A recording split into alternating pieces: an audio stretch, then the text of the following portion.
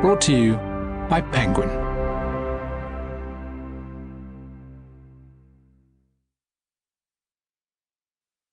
The Tailor of Panama by John le Carré. Read by David Rintoul. 1. It was a perfectly ordinary Friday afternoon in tropical Panama until Andrew Osnard barged into Harry Pendle's shop, asking to be measured for a suit. When he barged in, Pendle was one person. By the time he barged out again, Pendle was another. Total time elapsed, 77 minutes, according to the mahogany-cased clock by Samuel Collier of Eccles, one of the many historic features of the House of Pendle and Braithwaite Co. Limitada, tailors to royalty, formerly of Savile Row, London, and presently of the Via Hispania, Panama City.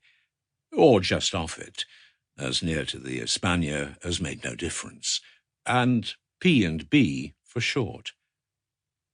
The day began prompt at 6, when Pendle woke with a jolt to the din of bandsaws and building work and traffic in the valley, and the sturdy male voice of Armed Forces radio.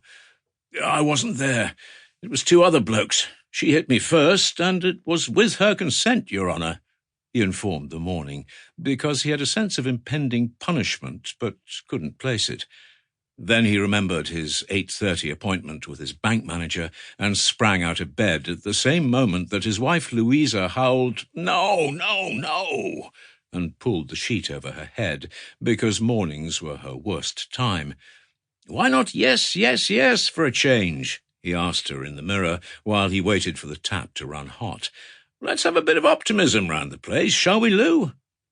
Louisa groaned, but her corpse under the sheet didn't stir, so Pendle amused himself with a game of cocky repartee with a newsreader in order to lift his spirits.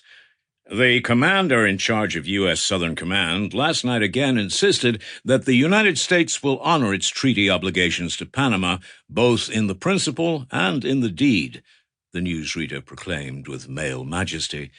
"It's a con, darling," Pendle retorted, lathering soap onto his face. "If it wasn't a con, you wouldn't go on saying it, would you, General? The Panamanian president has today arrived in Hong Kong for the start of his 2-week tour of Southeast Asian capitals," said the newsreader. "Here we go. Here's your boss," Pendle called, and held out a soapy hand to command her attention. "He is accompanied by a team of the country's economic and trade experts, including his forward planning advisor on the Panama Canal, Dr. Ernesto Delgado." "Well done, Ernie," said Pendle approvingly, with an eye on his recumbent wife. "On Monday, the presidential party will continue to Tokyo for substantive talks aimed at increasing Japanese investment in Panama," said the newsreader. "And those geishas aren't going to know what hit them," said Pendle in a lower tone as he shaved his left cheek. "Not with our Ernie on the prowl." Louisa woke up with a crash. "Harry, I do not wish you to speak of Ernesto in those terms, even in jest, please." "No, dear. Very sorry, dear. It shall not happen again. Ever," he promised while he navigated the difficult bit just under the nostrils. But Louisa was not appeased.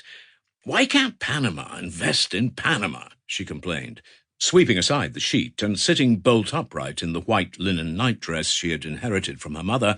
"Why do we have to have Asians do it? We're rich enough. We've got 107 banks in this town alone, don't we? Why can't we use our own drug money to build our own factories and schools and hospitals?" The "we" was not literal. Louisa was a Zonian, raised in the Canal Zone in the days when, by extortionate treaty, it was United States territory forever, even if the territory was only 10 miles wide and 50 miles long and surrounded by despised Panamanians. Her late father was an army engineer who, having been seconded to the canal, took early retirement to become a servant of the Canal Company. Her late mother was a libertarian Bible teacher in one of the zone's segregated schools. "You know what they say, dear," Pendle replied, holding up an earlobe and shaving beneath it. He shaved as others might paint, loving his bottles and brushes. "Panama's not a country, it's a casino, and we know the boys who run it." Sample complete. Ready to continue?